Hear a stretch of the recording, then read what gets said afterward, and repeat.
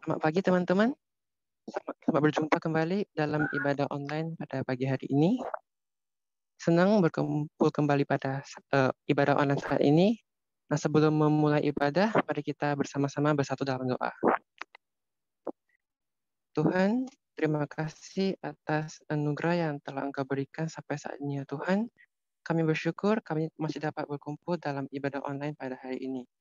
Tuhan, tolong sertailah kami dalam setiap perbuatan kami, sertailah juga contoh yang akan menyampaikan firman-Mu, dan kami juga dapat memahami apa yang hendak kamu sampaikan lewat firman-Mu. Kami berdoa dalam nama Tuhan Yesus, Juru Selamat kami yang hidup. Amin. Nah, teman-teman, mari kita sama-sama memuji Tuhan dengan menyanyikan lagu Segala Puji Syukur. Bersorak-sorailah bagi Allah, kekuatan kita. Bersorak-soraklah bagi Allah Yakub. Angkatlah lagu, bunyikanlah rebana, kecapi yang merdu diiringi gambus.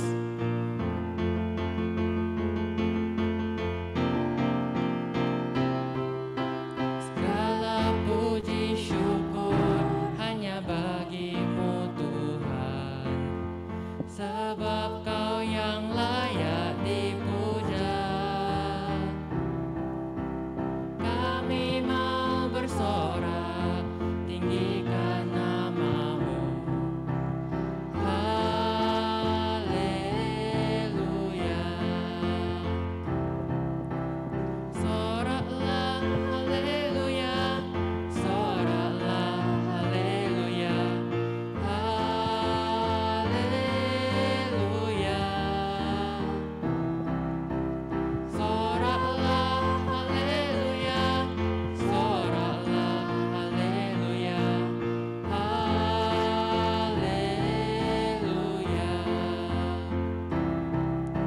Segala puji syukur hanya bagimu Tuhan, sebab Kau yang layak dipuja. Kami mau bersorak, tinggikan nama-Mu. Haleluya.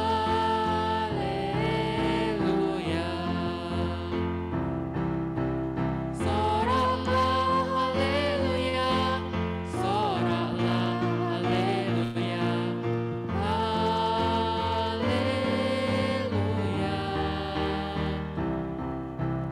Soraklah haleluya, soraklah haleluya,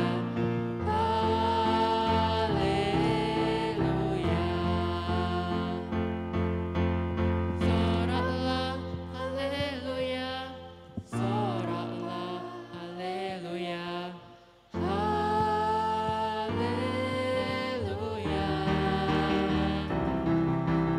Soraklah haleluya, soraklah haleluya,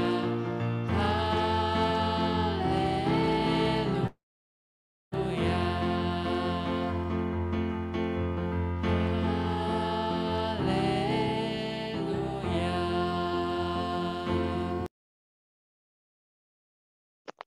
Teman-teman, sebelum memasuki firman Tuhan, mari kita bersama-sama merenungkan kebaikan Tuhan selama ini sambil menyanyikan lagu Goodness of God.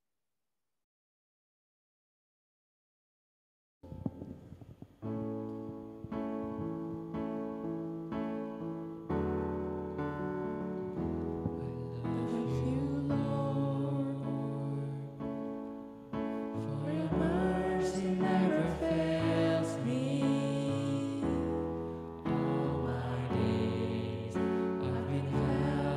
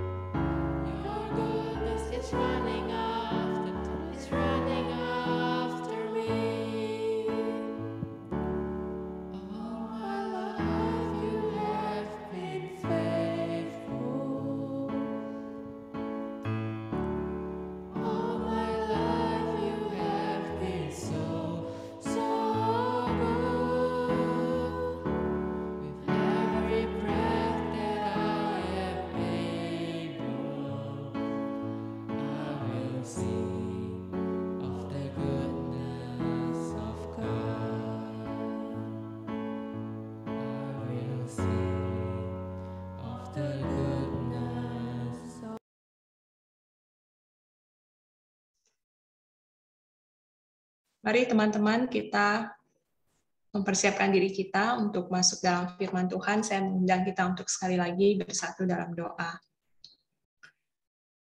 Tuhan, terima kasih untuk kebaikan-Mu yang boleh kami rasakan, yang tidak pernah berhenti mengalir dalam hidup kami. Terima kasih, Engkau begitu baik, Engkau memelihara kami, mencukupkan kehidupan kami, Engkau memberkati kami dengan orang-orang di sekitar kami, dengan orang tua, dengan kecukupan yang Engkau berikan bagi kami. Terima kasih Tuhan. Kami juga bersyukur Engkau menyatakan kebaikan-Mu, sehingga hari ini kami boleh kembali berkumpul untuk mendengarkan firman-Mu, untuk mengalami perjumpaan dengan Engkau. Berkatilah setiap anak-anak-Mu ini ya Tuhan, supaya kami boleh diberikan konsentrasi, hati yang siap untuk mendengarkan firman-Mu. Berkati juga hamba-Mu yang akan menyampaikannya, dan juga setiap kami, setiap internet, jaringan yang kami butuhkan untuk mendukung, biarlah juga boleh berfungsi dengan baik. Terima kasih Tuhan, kami naikkan doa kami dalam nama Tuhan Yesus, Juru Selamat kami yang hidup. Amin.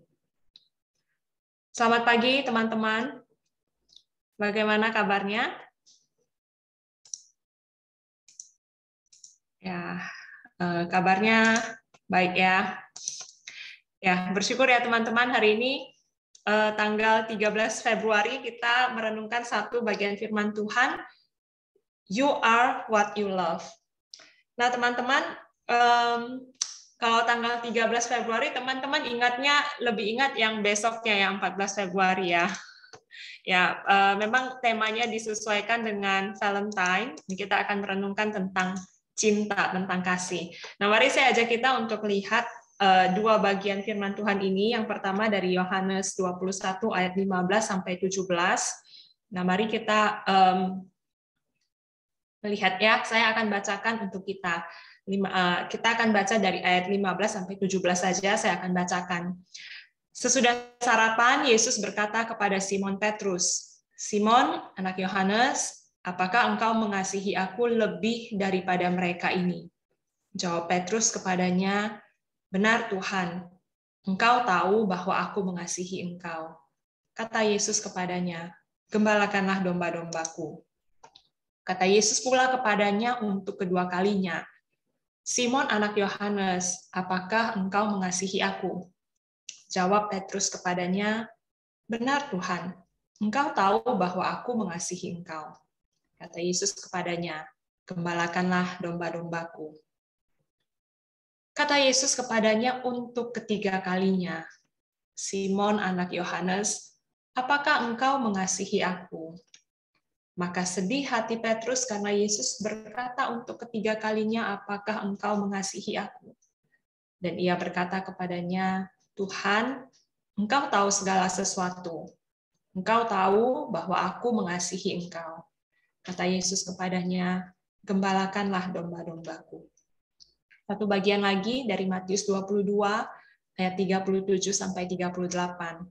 Jawab Yesus kepadanya, kasihilah Tuhan Allahmu dengan segenap hatimu, dan dengan segenap jiwamu, dan dengan segenap akal budimu.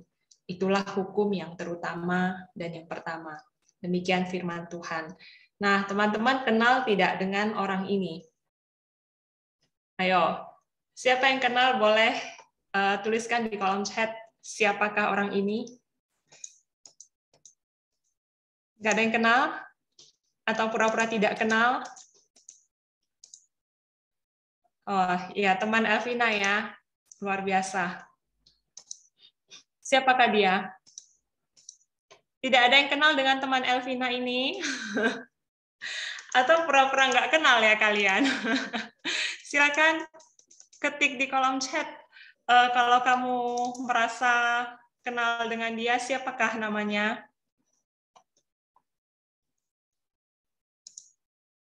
Wah, ngeri nih, nggak ada yang kenal ya rupanya.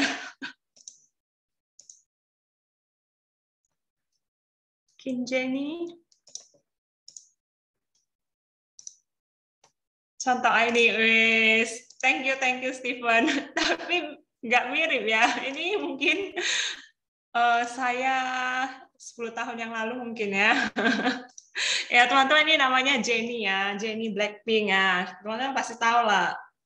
Kalian pasti kenal lah. Pura-pura nggak kenal aja ini yang nggak ketik ya. Nah teman-teman, mungkin saja kalian bukan cuma kenal, tapi barangkali ada yang ngefans. Nah, ditanya kenal atau nggak kenal aja malu-malu, apalagi kalau ditanya ngefans ya, mungkin lebih malu lagi untuk mengakui kalau ngefans. Ya nggak apa-apa teman-teman. Nah, saya mau cerita ada salah seorang fans dari Jennie ini mengaku rela mengeluarkan 430 juta.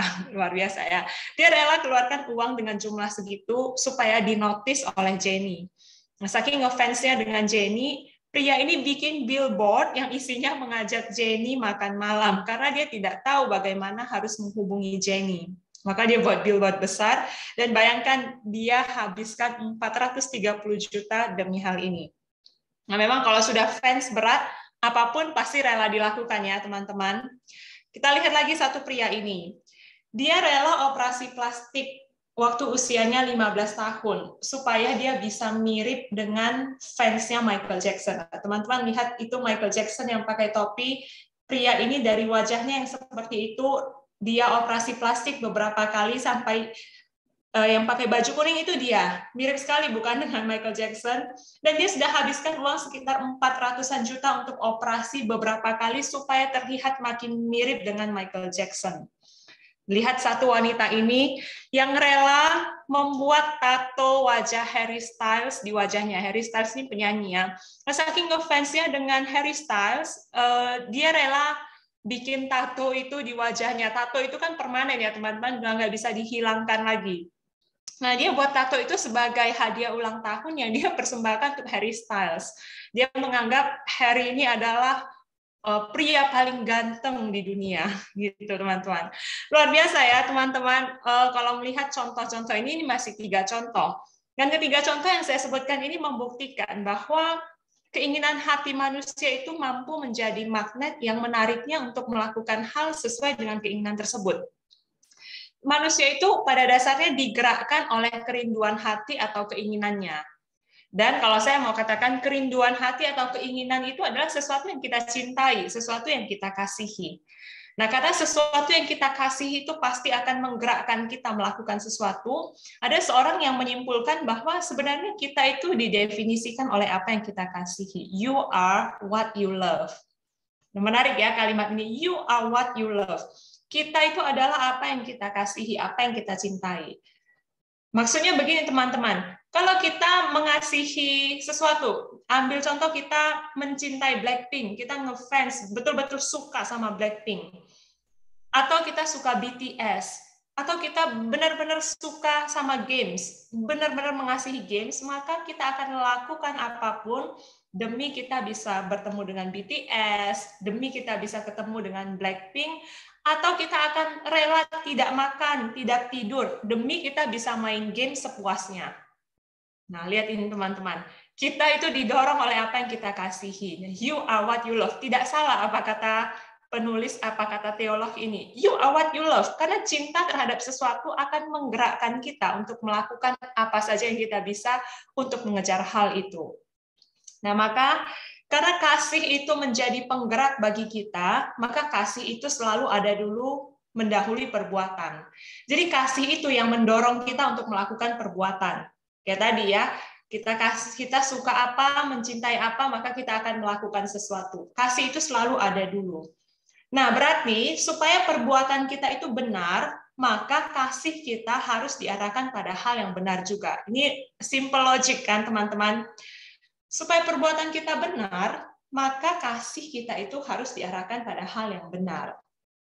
Nah, ada satu fakta lagi teman-teman, bahwa memang jauh di dalam lubuk hatinya, pada dasarnya manusia itu selalu mencari hal yang bisa memenuhi kelaparan atau kehausannya. Manusia itu memang pada dasarnya sudah lapar, sudah haus. Mereka itu punya sesuatu yang di dalam hatinya itu punya, kalau dulu waktu saya khotbah, saya pernah katakan seperti monster ya, yang selalu haus dan selalu lapar, pengen cari, berusaha untuk dipuaskan.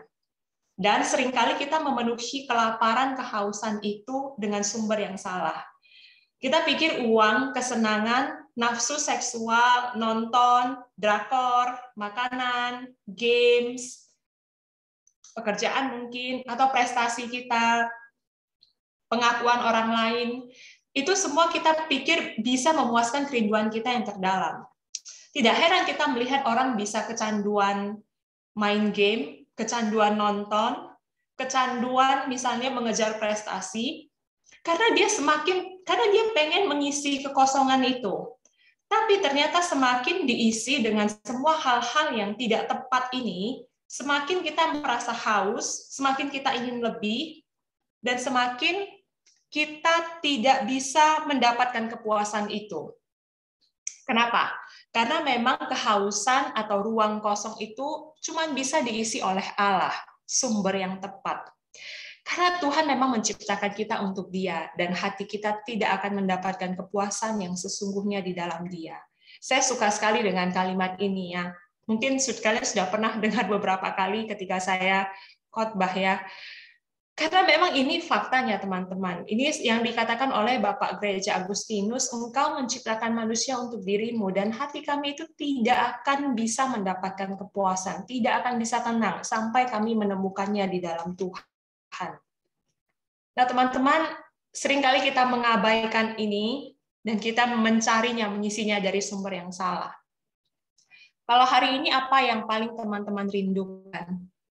Coba cek, minta Tuhan menyelidiki hatimu. Sebenarnya yang paling kamu kasihi di dalam hatimu itu apa? What are you craving for? Apakah kamu selama ini berusaha mengisi kehausan itu dengan sumber-sumber lain di luar Tuhan? Jika iya, mari kembali kepada Tuhan dan arahkan hatimu untuk mengasihi objek yang benar, yaitu Allah sendiri.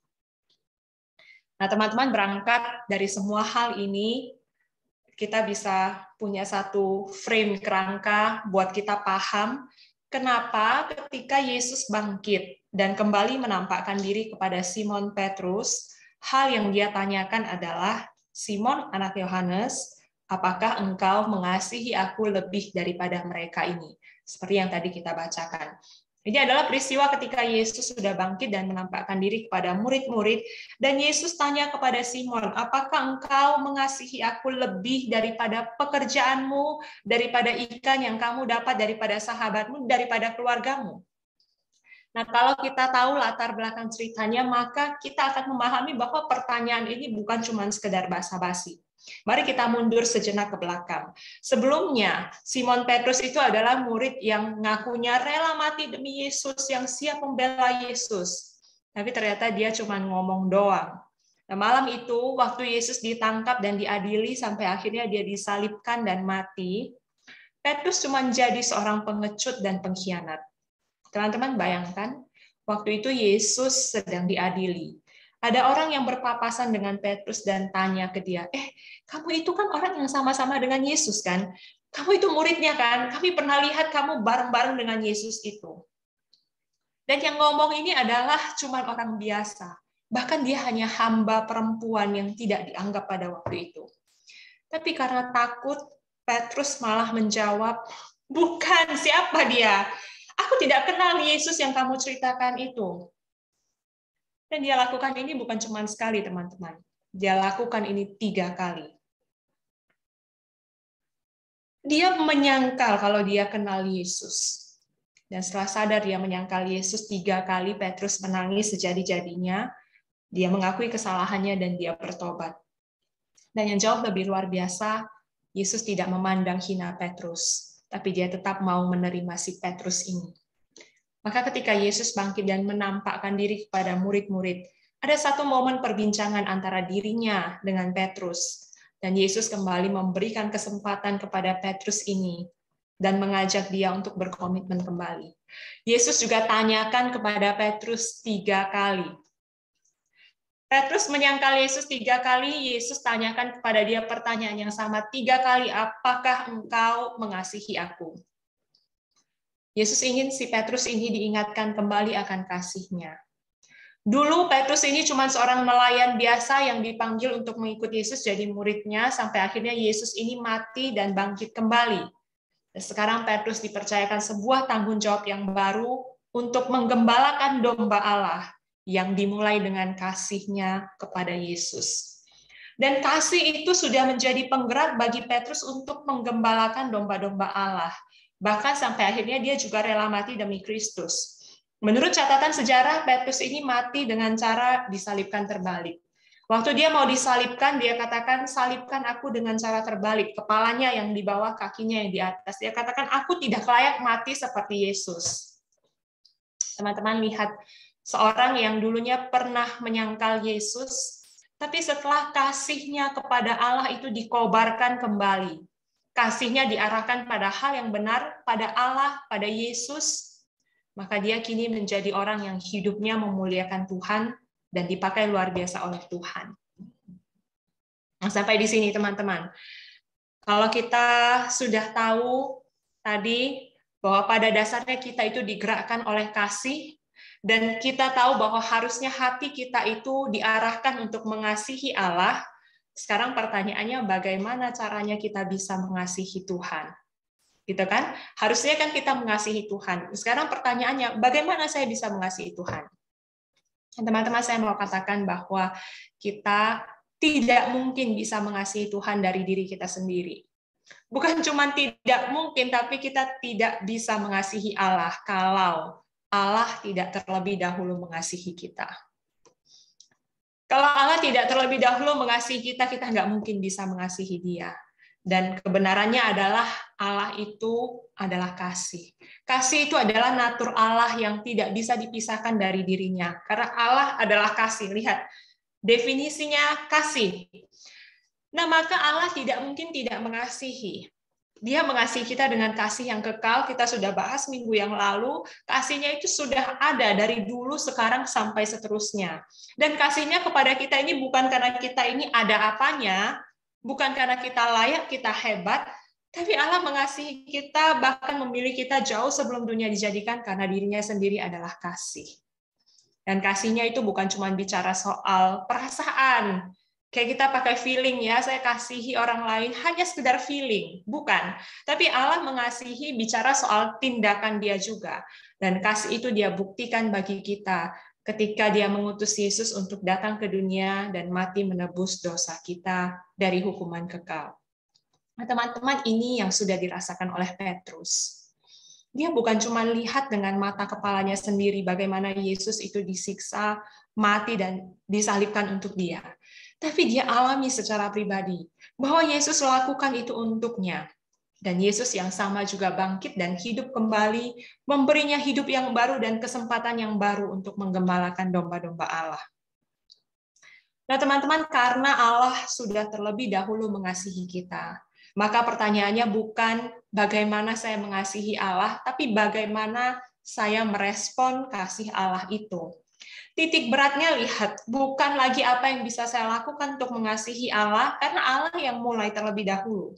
Maka bagian kita hanya meresponi kasihnya yang sudah Dia nyatakan bagi kita. Jadi bagaimana caranya kita meresponi kasih Tuhan? Bagaimana caranya, teman-teman? Mungkin secara klasik kita akan jawab, ya kita harus merespon kasih Tuhan dengan cara mengasihi Dia kembali. Balik lagi ke yang tadi ya. Kita harus mengasihi Tuhan, kita harus merespon kasih-Nya dengan saling mengasihi, karena itu kewajiban kita jadi anak Tuhan. Kita tidak boleh menyanyiakan kasih itu, kita harus lebih rajin melayani, karena kita mau mengasihi Tuhan, kita harus jadi anak yang baik. Kita harus taat sama orang tua kita. Seringkali titik berat kita meresponi kasih Tuhan adalah dengan perbuatan kita ya. Apa yang saya bisa lakukan untuk Tuhan? Apa yang saya bisa lakukan untuk meresponi kasih-Nya? Tapi kalau kita lihat, bukankah pada akhirnya kenyataannya kita lihat kita selalu gagal untuk melakukan itu? Kalau titik beratnya adalah pada perbuatan kita. Dan lagi pula kalau kita bisa melakukan itu, kita dapati bahwa kasih kita itu bukan sungguh-sungguh. Lebih sering kasih kita itu karena ada apanya. Saya bisa mengasihi Allah kalau Dia selalu menjawab doa saya. Kalau Tuhan itu baik sama saya baru mau mengasihi Dia. Saya baru bisa mengasihi orang tua saya kalau saja orang tua saya itu tidak suka merepet. Saya bisa mengasihi teman saya kalau teman saya itu baik sama saya, suka traktirin saya makan. Teman-teman lihat kasih kita itu pada dasarnya adalah kasih yang seperti itu. Nah, maka bagaimana sebenarnya kita merespon kasih Tuhan? Teman-teman, kita merespon kasihnya bukan dengan berusaha mengasihi Allah atau berusaha mengasihi orang lain, tapi dengan tetap tinggal di dalam kasih itu. Cuman tinggal di dalam kasih itu. Mari lihat 1 Yohanes 4 ayat 16. Kita telah mengenal dan telah percaya akan kasih Allah kepada kita. Allah adalah kasih, dan barang siapa tetap berada di dalam kasih, dia tetap berada di dalam Allah dan Allah di dalam dia. Teman-teman, kita sudah mengenal, sudah percaya akan kasih Allah kepada kita. Kita sudah terima kasih itu, kita sudah percaya kepada Tuhan, dan kini kita disebut sebagai murid-Nya. Maka respons kita adalah, mari tetap tinggal di dalam kasih-Nya. Tetap tinggal di dalam kasih berarti tetap tinggal di dalam Allah. Karena tadi Allah adalah kasih, maka dengan tetap berada di dalam Dia, kita akan tetap berada di dalam kasih-Nya dan mengalaminya secara pribadi. Nah, sekarang maksudnya apa? Tetap berada di dalam kasih atau tetap berada di dalam Allah itu? Simple, teman-teman. Tetap berada di dalam Dia itu artinya kita mengalami Dia setiap hari. Kita merasakan kehadirannya setiap hari. Dan kalau kita ada di dalam Dia yang adalah kasih, maka sudah pasti kasih itu ada di dalam kita. Dan sebagai hasilnya, kasih itu akan secara natural keluar, terpancar dari hidup kita. Jadi kita cuma perlu tinggal merasakan kasih itu dan biarkan kasih itu yang secara natural akan keluar, muncul lewat perbuatan kita. Karena kasih itu adalah buah dari Roh Kudus. Allah yang bekerja menghasilkan buah itu. Bagian kita hanya tetap berada di dalam Dia dan berproses setiap hari untuk mengalami kehadirannya. Nah, maka kita perlu menyediakan waktu setiap hari untuk berelasi dengan Dia dan merasakan kasih-Nya itu. Nah, teman-teman ingat dengan perumpamaan pokok anggur yang Yesus ceritakan. Yesus itu pokok anggurnya, kita adalah rantingnya. Ranting cuma perlu tinggal melekat pada pokok supaya dia bisa menghasilkan buah. Bukan ranting yang menghasilkan buah, tapi pokok anggur yang menghasilkan buah lewat ranting. Kalau ranting itu dicabut dari pohonnya, ranting itu cuma jadi kayu biasa, tidak bisa apa-apa, yang siap untuk dibakar saja. Waktu kita tinggal di dalam Yesus, maka Yesus yang akan bekerja menghasilkan buah kasih dalam hidup kita. Kita cuma perlu tinggal melekat pada Dia. Dan kita bisa mengasihi Allah, kita bisa mengasihi orang lain, itu adalah buah dari hasil kita tinggal di dalam Dia. Ranting tidak perlu sibuk memikirkan buahnya, bagaimana dia harus bisa mengasihi orang lain, bagaimana dia harus bla bla bla. Tidak perlu sibuk memikirkan perbuatannya. Tapi bagiannya cuma tinggal di dalam pokok dan merasakan pokok itu. Nah, maka kalau kita tinjau ulang lagi, kita review lagi, tadi kita belajar you are what you love. Segala hal yang kita lakukan itu digerakkan oleh kasih, kita didefinisi oleh kasih. Nah, maka sebab itu kasih kita itu harus diarahkan pada hal yang semestinya, yaitu pada Allah. Bagaimana caranya? Supaya kasih kita bisa diarahkan pada Allah, kita perlu tetap berada di dalam Allah. Kita perlu tetap merasakan kasih-Nya. Maka nanti kasih itu akan secara natural terpancar lewat kita. Maka titik beratnya adalah tetap berada di dalam Allah, tetap mengalami kasih-Nya. Nah, dari seluruh rangkaian ini, kita akan semakin mengerti kenapa waktu ahli Taurat itu datang kepada Yesus dan bertanya, "Guru, hukum mana yang terutama di dalam hukum Taurat?" Teman-teman perhatikan, hukum Taurat itu berisi peraturan banyak sekali, menitik beratkan pada perbuatan-perbuatan. Mereka datang sebenarnya untuk mencoba Yesus dan tanya, sebenarnya hukum yang paling utama dalam hukum Taurat itu apa? Dan Yesus jawab, hukum yang terutama dan hukum yang pertama itu adalah kasihilah Tuhan Allahmu dengan segenap hatimu, dengan segenap jiwamu, dan dengan segenap akal budimu. Didasari dengan kasih dulu, baru bisa muncul perbuatan. Maka kasihilah Tuhan Allahmu dengan segenap hatimu, dengan segenap jiwamu, dan dengan segenap akal budimu. Dengan tetap tinggal berada di dalam Dia dan rasakan kasih-Nya. Teman-teman, suatu kali ada seorang pendeta menyampaikan sebuah kisah ketika dia berkhotbah. Pendeta itu cerita seperti ini. Ada seorang ayah serta anaknya dan juga teman anaknya ini. Mereka bertiga pergi berlayar ke sebuah samudra luas. Tapi waktu mereka berlayar, tiba-tiba ada badai menghadang kapal mereka. Ombak menculang sangat tinggi sehingga air mulai masuk ke dalam kapal dan kapal itu hampir tenggelam. Memang si ayah ini adalah seorang pelaut yang berpengalaman, tapi dia tidak bisa mengendalikan kapal pada waktu itu sehingga mereka bertiga terdampar di lautan dengan ombak yang sedang ganas-ganasnya. Pengkhotbah itu berhenti sejenak dan dia memandang para mata jemaat itu yang mendengarkan cerita dengan penuh perhatian. Dan pengkhotbah itu melanjutkan, tali penyelamat cuma satu. Dan dengan menggenggam tali penyelamat, sang ayah pada waktu itu harus membuat sebuah keputusan yang paling sulit di dalam hidupnya. Kepada anak yang mana dia akan lemparkan tali penyelamat itu? Kepada anaknya sendiri atau kepada teman anaknya? Keputusan yang sulit. Dan dia cuma punya beberapa detik untuk buat keputusan. Sang ayah tahu bahwa anaknya itu adalah seorang pengikut Kristus, dan dia juga tahu bahwa teman anaknya itu bukan. Maka mulailah si ayah membuat keputusan tersulit dalam hidupnya. Dia berteriak, "Anakku, aku mengasihi engkau." Tapi dia melemparkan tali itu kepada teman anaknya. Pada waktu dia menarik teman anaknya itu ke sisi perahu, maka anaknya sudah menghilang hanyut ditelan gelombang ombak dalam kegelapan malam. Tubuhnya tidak pernah ditemukan lagi.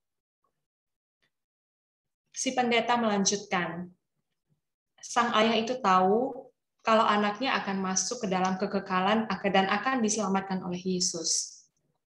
Maka dia mengorbankan anaknya. Dia tidak sanggup membayangkan kalau teman anaknya itu melangkah dalam kekekalan tanpa Yesus. Nah, karena itu dia selamatkan teman anaknya ini. Terus pendeta itu bilang, betapa besar kasih Allah sehingga dia melakukan hal yang sama kepada kita. Setelah selesai ibadah, ada salah seorang jemaat yang mencari pendeta itu dan bertanya kepada pendeta itu, "Pak Pendeta, tadi saya mendengarkan cerita Bapak, saya sungguh dikuatkan, diingatkan akan betapa besar kasih Allah akan dunia ini, sehingga dia mengaruniakan anaknya yang tunggal. Tapi dia bilang, tapi bagi saya sebenarnya cerita itu tidak masuk akal, tidak realistis bagi sang ayah untuk mengorbankan hidup anaknya sendiri hanya dengan berharap supaya teman anaknya itu bisa menjadi seorang pengikut Kristus." Dan pengkhotbah itu menjawab, "Betul sekali. Kalimatmu tidak salah. Benar sekali apa yang kamu katakan." Pendeta itu berhenti sejenak, dan kemudian sebuah senyum lebar menghiasi wajahnya. Dia memandang jemaat yang bertanya itu, dan dia berkata, "Tentu saja itu tidak realistis, bukan? Tapi saya ada di sini untuk memberitahukan kepada kalian bahwa cerita itu membuka mataku tentang apa yang sesungguhnya terjadi ketika Tuhan memberikan anaknya untuk saya. Engkau tahu, saya adalah teman dari sang anak yang sudah diselamatkan itu." Teman-teman, anak yang diselamatkan pelaut itu merasakan betul kasih Tuhan. Bukan cuma dia tahu secara teori, tapi dia mengalaminya. Karena dia betul-betul merasakan bagaimana diselamatkan. Bahwa hidupnya itu mahal karena ada orang lain yang dikorbankan demi dia. Dia sudah rasakan kasih Tuhan. Nah, maka dia bisa dan mau menyatakan kasih itu kepada orang lain. Teman-teman, kita juga punya hidup yang mahal karena Allah sudah mengorbankan Yesus demi menggantikan kita. Yesus mati supaya kita bisa hidup dan memberikan kepada kita kesempatan yang baru untuk hidup. Maka kalau kita hidup, itu artinya kita harus hidup dengan kasih Allah itu dan menyatakan kasih-Nya dalam hidup kita. Dan biarlah kita boleh belajar untuk membiarkan Tuhan sendiri yang mengisi hasrat terdalam dari hati kita dengan kasih-Nya. Kalau selama ini kita mencarinya dengan sumber-sumber yang lain, mari ganti itu dengan Tuhan sendiri. Mari ganti itu dengan Tuhan. Bukan berarti saya katakan habis itu kita tidak boleh main game lagi, tidak boleh nonton drakor lagi, enggak.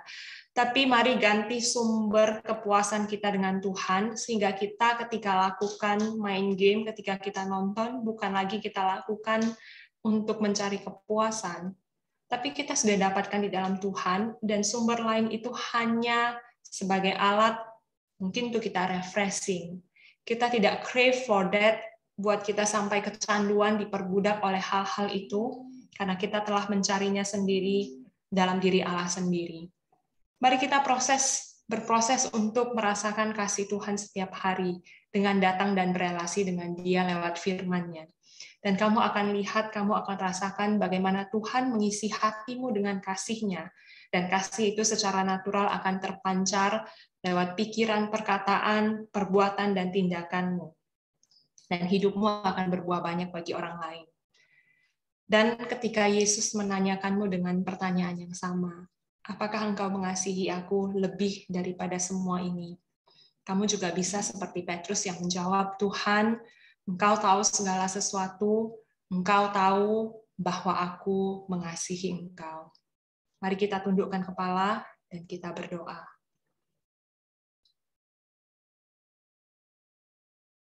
Teman-teman, mari ambil waktu sejenak untuk datang kepada Tuhan. Berdoalah secara sungguh-sungguh di hadapan-Nya. Mintalah Tuhan mengisi hasrat hatimu yang terdalam dengan diri-Nya sendiri. Kalau selama ini kamu cari dari hal-hal yang lain dan tidak pernah merasakan kepuasan, masih terus merasa kekosongan, memang mungkin ini saatnya kamu belajar untuk meminta Tuhan menggeser, menggantikan semua hal itu dengan diri-Nya sendiri. Kamu bisa rasakan kasih-Nya, kamu bisa rasakan betul bagaimana Dia mengisi ruang kosong di dalam hatinya, dalam hatimu itu dengan diri-Nya sendiri.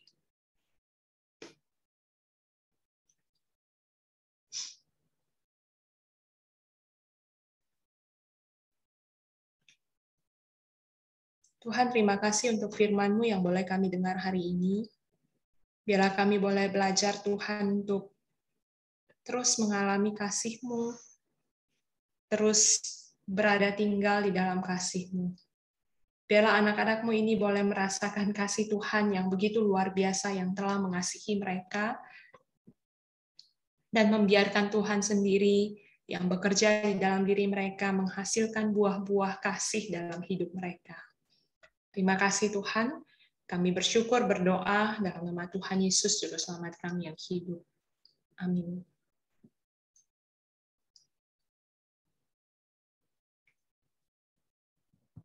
Thank you Contoh Aini untuk khotbahnya pada pagi hari ini. Kiranya kita terus bisa mengasihi Tuhan dengan sepenuh hati kita. Nah teman-teman, hari ini sepertinya ada yang ulang tahun ya. Ada yang mau mengaku siapa yang ulang tahun hari ini? Ayo. Ayo, siapa dia? Sepertinya hanya Anda, saya, dan Tuhan yang tahu. Apakah orangnya ada di sini? Tadi saya lihat ada sih. Oh, udah gak ada ya?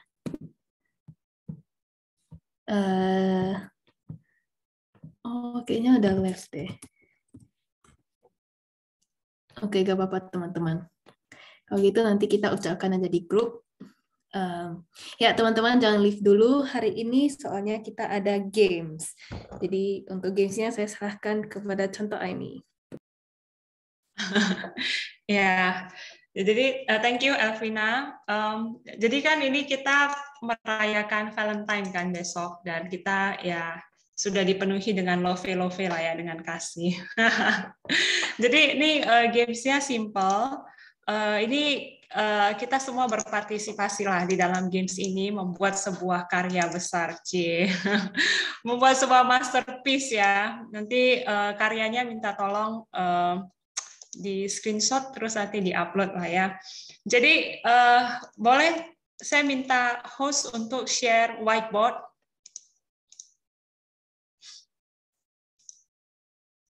Saya juga bisa ya. Oh ya, boleh. Silakan. Langsung. Oke, sip. Nah, ini kan ada screen di depan teman-teman. Jadi kita masing-masing tuh bisa pakai screen ini. Nah, jadi kita nih mau membuat sebuah tadi masterpiece ya, sebuah karya besar, menggambar sesuatu rame-rame. Tapi karena ini temanya kasih kan, Valentine, kita hanya boleh menggambar dengan menggunakan ini. Kenapa aku nggak bisa ini ya?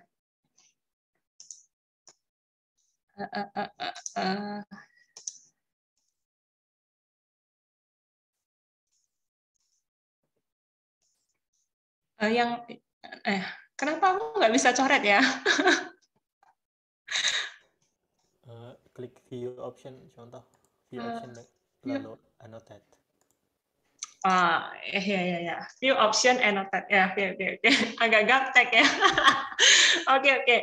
Nah, jadi gini, setiap kita mau menggambar tadi kan, menggambar sesuatu, tapi gambarnya tidak boleh pakai garis biasa. Ini kan garis biasa. Misalnya kita mau gambar persegi. Kita biasa gambar persegi kan kayak gini kan. Persegi. Nih. Nah, karena ini Valentine dan temanya love, kita menggambar persegi dengan pakai love. Jadi love-nya juga tidak boleh pakai stem atau sheet ya. Jadi kita gambar persegi dengan love gimana caranya? Jadi kan gini kan. Buatlah love. Nah, butuh kesabaran ekstra ya. Kita perlu belajar memang untuk mengasihi dengan kesabaran ekstra. Nah, ini persegi dari love gitu ya, teman-teman. Nah, tugas kita adalah membuat sebuah gambar. Nanti saya akan kasih tahu gambarnya apa. Jadi yang gambar kita semua rame-rame, kita nambahin gambar itu. Dengan cara gambar pakai ini loh, pakai love ini gitu ya. Sampai di sini paham nggak, teman-teman? Kira-kira? Paham ya?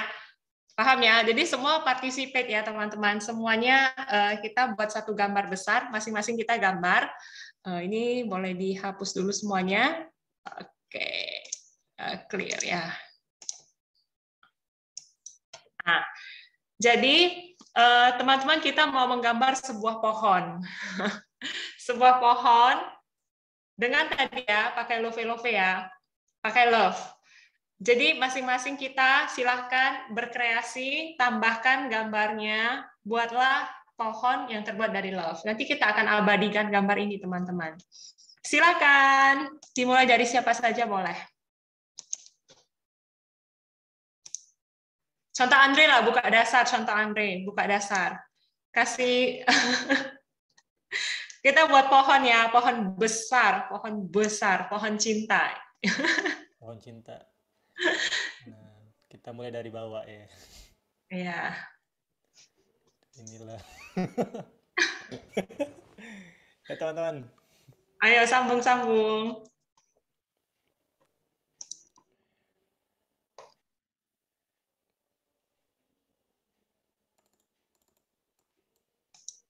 Kenapa besar banget ya?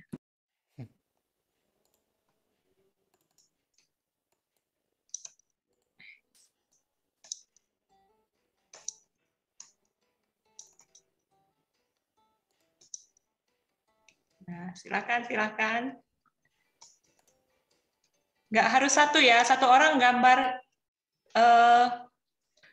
2 sekaligus juga boleh, teman-teman.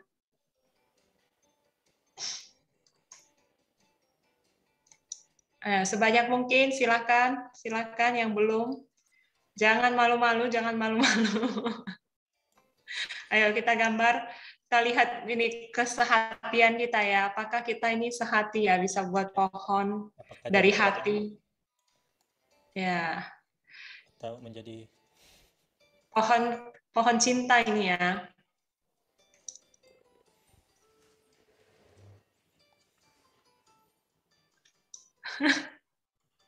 Semakin seru kita lihat seperti apa bentuk pohon cinta itu sebenarnya.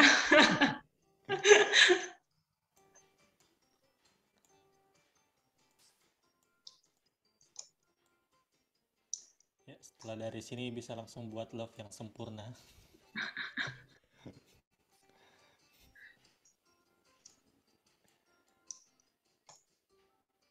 Silakan teman-teman. Kira-kira kalau pohon cinta ini dijual laku berapa ya? Kayaknya ini tidak bisa dibeli ya, karena dari hati-hati setiap kita. Iya.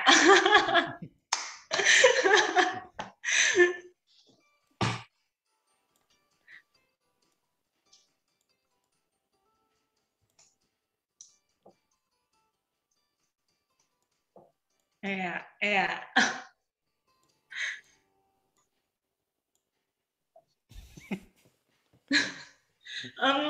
Silakan pengamat seni boleh melihat dan mengomentari ini kira-kira bentuknya lebih mirip apa. Siapa ini pengamat seni ya?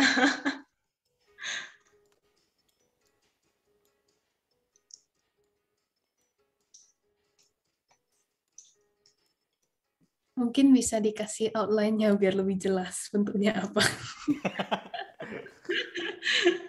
Ayo, siapa yang mau memberi final touch?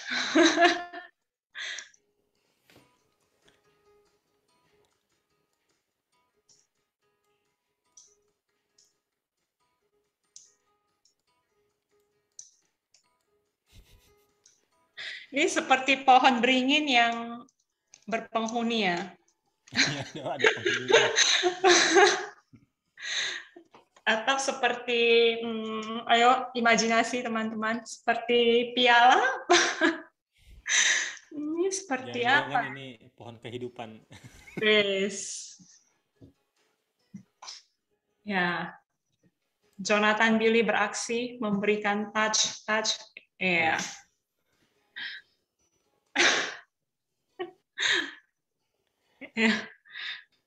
Ya buat ada rumput-rumputnya. Ya, semakin baik. Ya, semakin terlihat. Silakan tambahkan buah-buah cinta atau daun-daun cinta.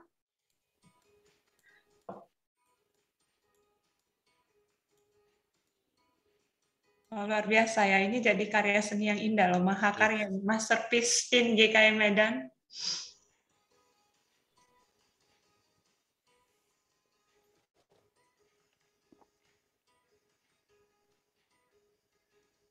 Keren juga ya teman-teman. Jangan nyindir contoh. Keren loh, ini beneran. Oh, ini matahari. Oh, ini matahari cinta. Kreatif. Ya. Ayo, ada yang mau menambahkan awan-awan cinta?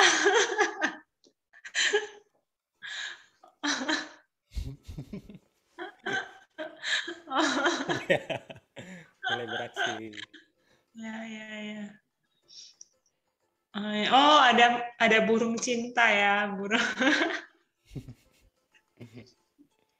Ya, emang luar biasa ya. Ini the power of love ya, teman-teman. Luar biasa. Silakan kesempatan terakhir bagi yang belum tadi, jangan malu-malu, tidak apa-apa. Kasih touch, final touch. Oh, ini ada buah-buah cinta. Ya.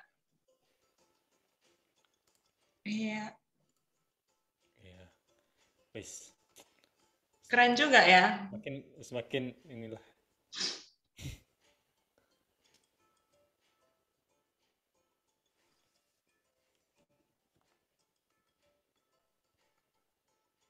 Oh, ada rumput-rumput cinta.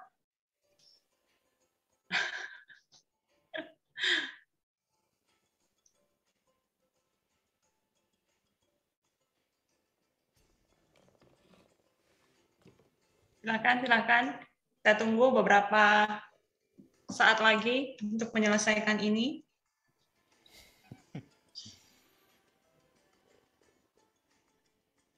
Oke. Lanjutkan, selesaikan. Nanti di final nanti minta bisa di save ya atau di screenshot. Oh, bisa di save nih, bisa di save.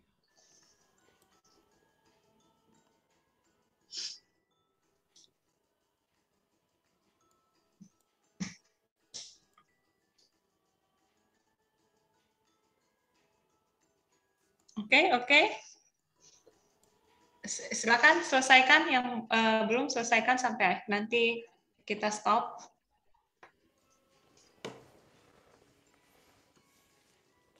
Oke.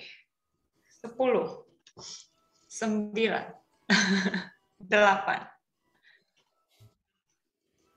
7, 6,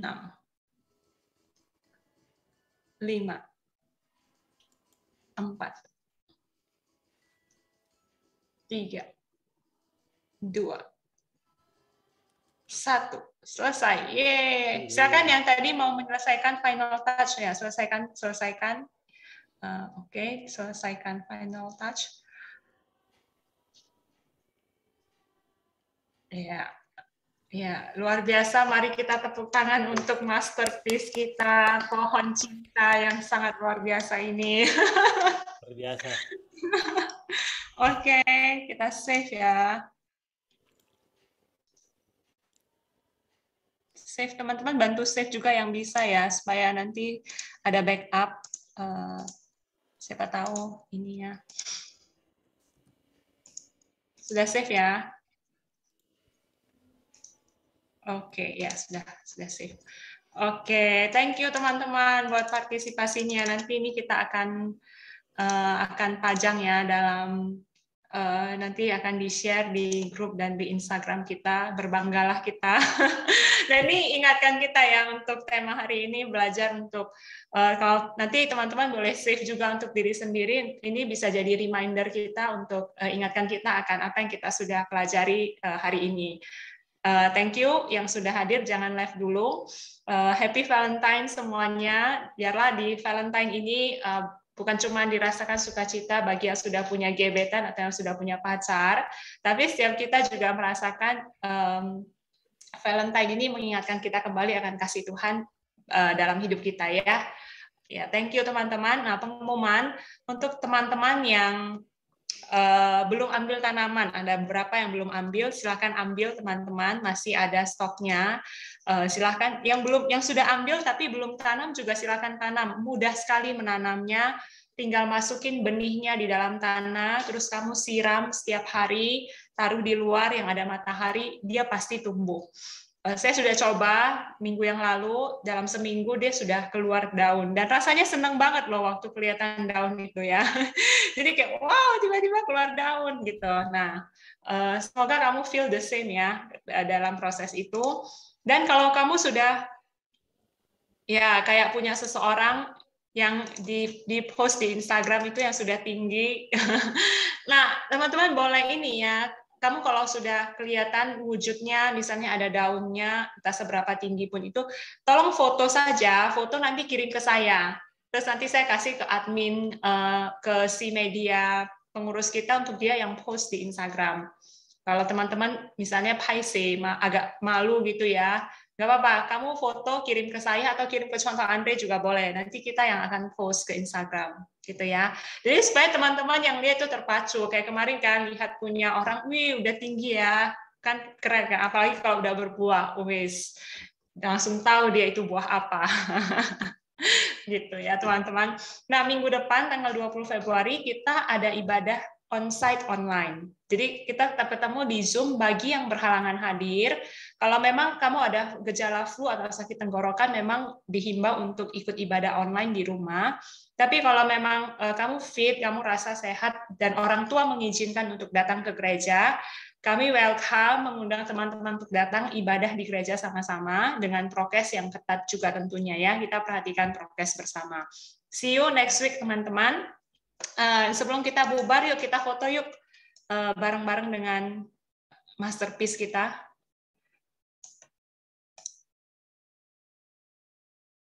Boleh ya, silakan buka kameranya teman-teman.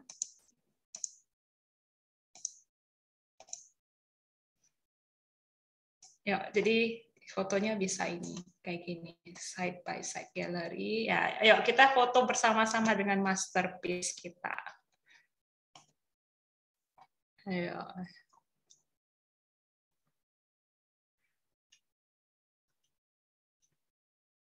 Biar kita bisa agak bangga sedikit lah dengan masterpiece ini ya, teman-teman.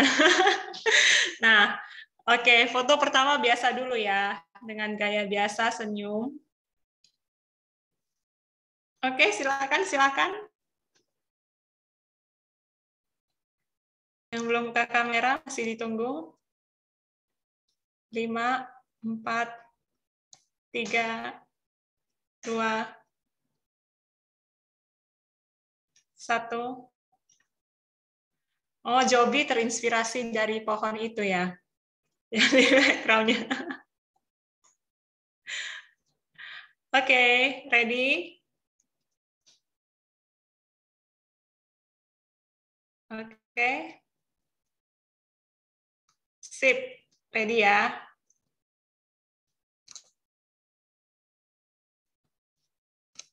Nah, masing-masing tunjuk bagi ke arah kiri kita. Tunjuk ke arah kiri ya. Tunjuk arah kiri, kelihatan tangannya ya teman-teman. Karena gambarnya di kiri. Kiri ini masing-masing orang kirinya berbeda. Karena ada kameranya yang mirror ya. Ada contoh aja. Bisa. Ikut arahku. Nah, ya ikut arah saya, gitu ya. Oke. 1, 2, 3. Lagi. 1, 2, 3. Oke. Ya. Oke, teman-teman. Kita akan akhiri dengan tutup di dalam doa ya. Minta kesediaan Contoh Andre yang boleh menutup dalam doa ya. Mari kita sama-sama berdoa ya teman-teman. Tuhan, kami mengucap syukur hari ini dapat bersekutu lagi bersama-sama, merenungkan kasih setia Tuhan, dan biarlah semakin hari kami rindu dan mau terus diam tinggal di dalam Engkau ya Tuhan, sebagai respon kasih kami kepada kasih yang Engkau yang begitu besar dalam hidup kami. Tuhan, kami akan kembali dalam aktivitas kami masing-masing. Tuhan, tolong kami dalam studi kami, dalam keluarga kami dapat menjadi berkat dan terang dimanapun Tuhan tempatkan kami ya Tuhan. Kami berdoa juga Tuhan di masa-masa pandemi ini, Tuhan yang menolong setiap kami. Kami berdoa Tuhan, biarlah ada kesehatan yang baik untuk kami semua ya Tuhan. Ini setiap doa kami ya Tuhan, kami menyerahkan perjalanan iman kami di dalam Engkau, Tuhan yang menolong setiap kami. Di dalam nama Tuhan Yesus kami telah berdoa dan mengucap syukur. Amin. Amin. Selamat hari Minggu teman-teman. Thank you semuanya. Happy Sunday. Bye. Bye.